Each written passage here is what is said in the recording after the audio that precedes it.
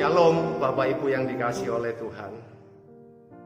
Hari ini kita tetap membahas khotbah atau pengajaran Tuhan Yesus tentang roti hidup.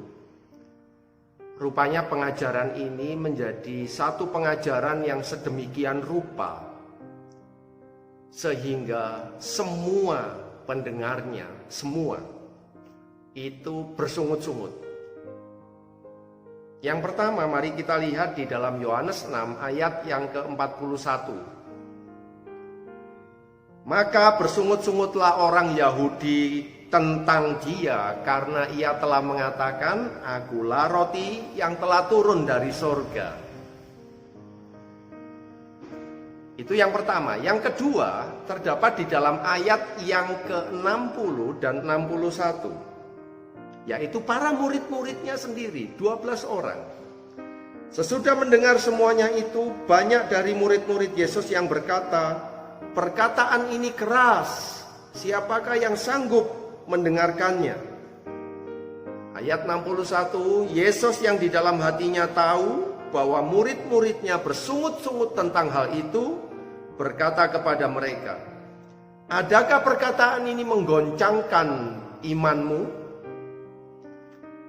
Jadi saudara-saudara yang dikasihi Tuhan, rupanya khotbah Tuhan Yesus di sini itu merupakan khotbah yang sangat keras sekali.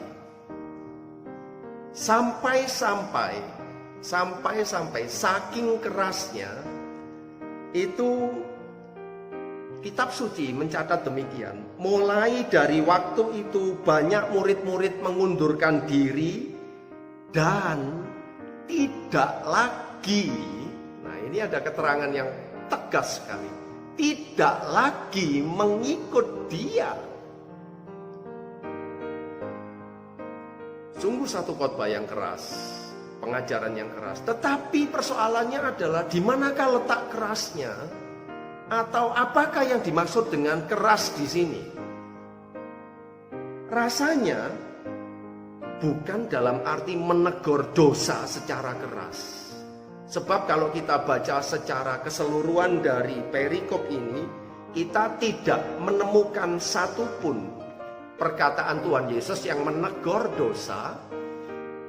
Celakalah kamu, terkutuklah kamu. Tidak ada yang seperti itu. Nah, jika demikian, apakah yang dimaksud dengan keras di sini? Kalau kita cermati dengan baik, maka akan lebih tepat.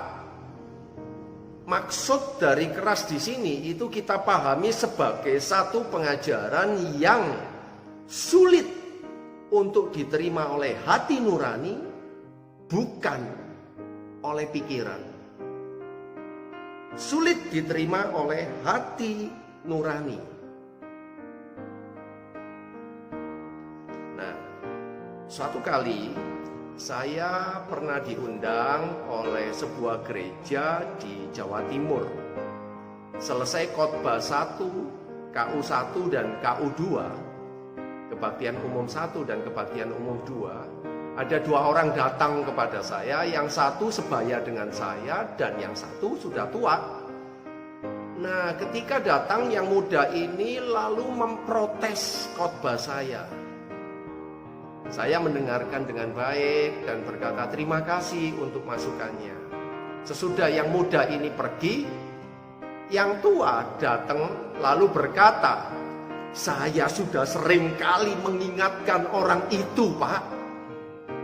Tidak usah protes dari khotbah yang kamu dengarkan.